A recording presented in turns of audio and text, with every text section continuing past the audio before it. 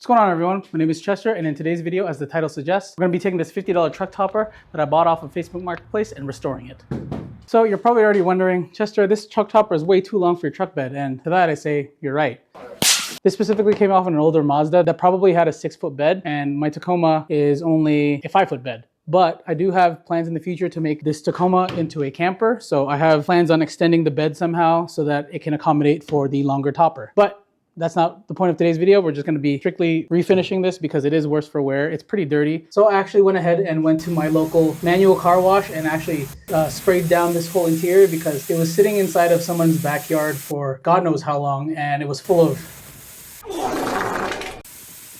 Oh, it was just disgusting. I had to pressure wash everything. It's cleaner now. I'd probably still have to clean it again, but it's definitely better than it was before because, yeah, it was disgusting. There was like a rat's nest in that corner. Oh, hell no, man. What? There's a bunch of dirt caked up on the inside, and I'm glad I had that cleaned out because I was not going to work on this with that much dirt on it. Let me show you what the outside looks like and see what we're working with. I don't know how well it comes through on camera, but as you can see, the paint is really faded on one side. I'm guessing this is the side that was face down on the ground because on this side the paint is actually cracking. It's probably sun damaged, and there are spots that have cracks in it, so I probably have to re-fiberglass that just to make sure that I won't have any issues in the future. But yeah, overall it's still in pretty good shape.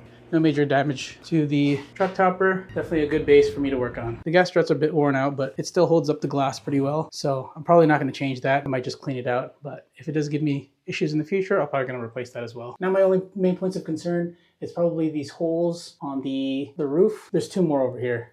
They probably were using this with a roof rack, which they took off, so I'm probably just gonna use Bondo to fill those holes up when I do repaint it so that it'll be good to go and we won't have any leaks. All right, enough yapping. First thing I gotta do is actually take this off of the truck, and then we can actually start working on it.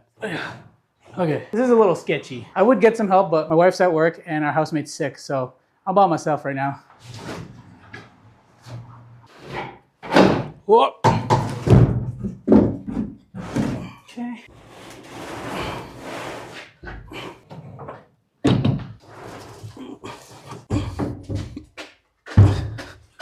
Oh, and easy does it.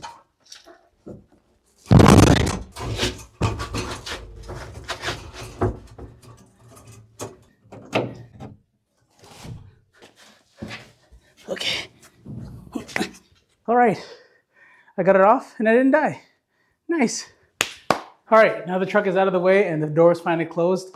I can vlog in peace because it was kind of awkward having the construction workers walk by and they see me talking to a camera and they're giving me weird looks. So, you know, I don't care if they can hear me, but it's weird when we make eye contact. All right, so I think what I'm gonna do is turn it on its backside, and then I'm gonna try to take off as much of the hardware that's on it as possible so that I can, you know, clean it off and then be able to clean off everything and not damage the glass panels on the topper.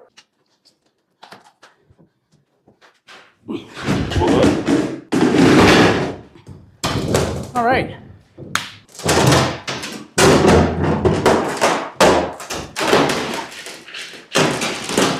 I'm gonna resurface the top anyway, so it's okay. I'm gonna attempt to move this window and that window so that it'll probably be easier for me to maneuver because most of the weight on this is probably due to the glass, so I'm just gonna attempt to do that first before I do anything else. All right, the back glass doesn't look too difficult to take off. Looks like I just gotta take off all these hex screws, and then this should just slide out.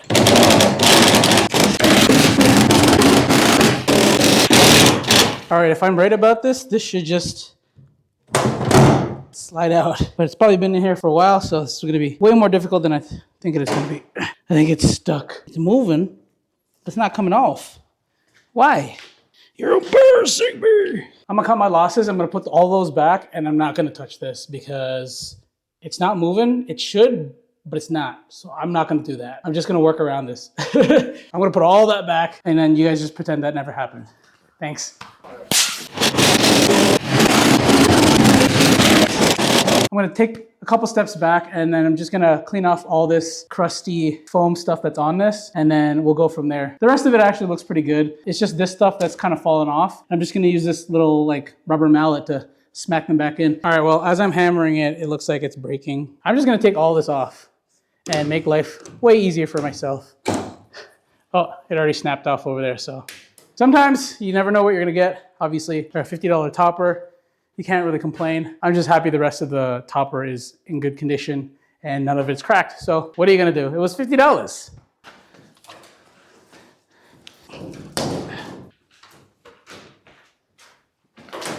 Okay. So yeah, as you can see, it's just covering up these screws. But for now, I'm gonna clean off all this crusty foam that's on it, and we're gonna be replacing that with a fresher one so that we get a proper seal between the bed and the topper.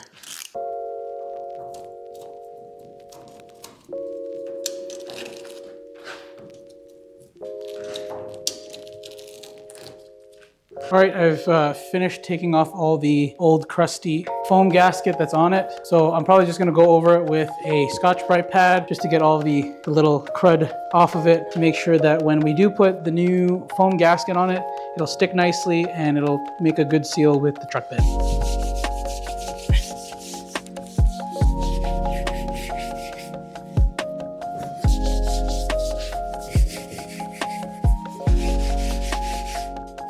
All right, that's probably good enough. I'm gonna attempt to flip this back over now. All right, that took a lot longer than it should have, but I finally was able to get the topper onto the horse. I thought I was gonna drop it like 20 times, so yeah, I'm tired. We're gonna sand it all off and then we'll try to paint it. Oh, actually, first, I gotta clean it all off and then we're gonna fix the holes before we continue with the painting.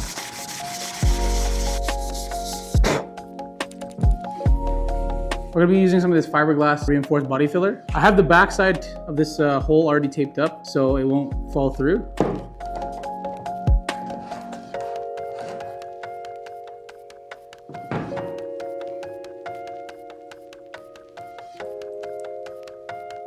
All right, that should be mixed well.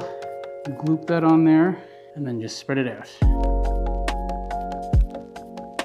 All right, I'm gonna lay it on there kind of thick and then I'm just gonna sand it off anyway. So I'm gonna move on to the next one. I have enough for the next hole, so I gotta move quick before this sets. Okay, so we have filled up all 4 of the holes, the couple back there, and now we're just gonna let that dry and then we can get to sanding this whole thing so that we can get it painted.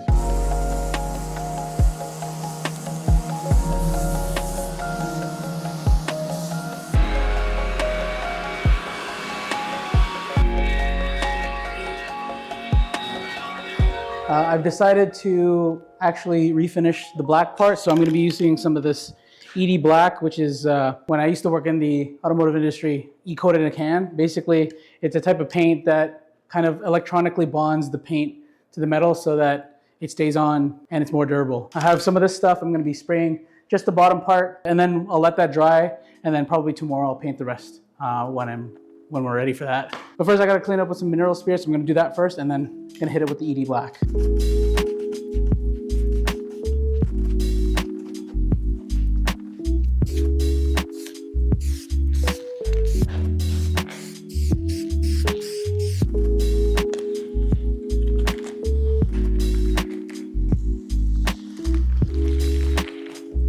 All right, I'm just gonna let that dry overnight and then tomorrow we can start painting the rest of it. I didn't do the trim here because there's no metal parts that could be rusted. The only reason why I did it is so that I can cover the screws so they don't rust in the future. I think I'm just gonna leave the trim as is for now. If it does stand out a little bit when I do paint it, then I'll paint it, but I don't think it'll be an issue. So yeah, I'm gonna do that and we can cut to when I start taping it because that's gonna be tomorrow. Okay, it's a brand new day. I'm still wearing the same clothes because it's gonna get dirty anyway, so why not? The trim has dried off nicely, so I think we're ready for painting. All I gotta do is prep the surface with some mineral spirits and tape off all the things that I don't want paint on it. My choice of paint, we're gonna be using this Tremclad Professional. I'm gonna paint it in white gloss just so that I can make it match the truck. All right, so we got the topper all taped up. It took a little bit longer than I thought it was gonna take, but it's all taped up as much as I can. Even this backside is all taped up nicely. So yeah, I'm just gonna hit it with the first layer of paint. It's recommended that I do a light misting first for the first layer, and then we'll put the other layers on top of that afterwards, if that makes sense. Okay, let's get to painting.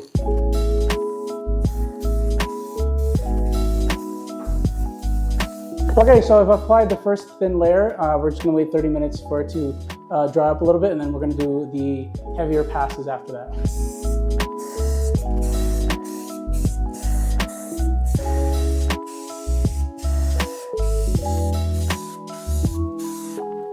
All right, the paint job is finally done. As you can see, I let it sit for a bit and I took off all the tape. From far away, it does look pretty good, but if you look close enough, there's definitely some mistakes that I made when painting this thing.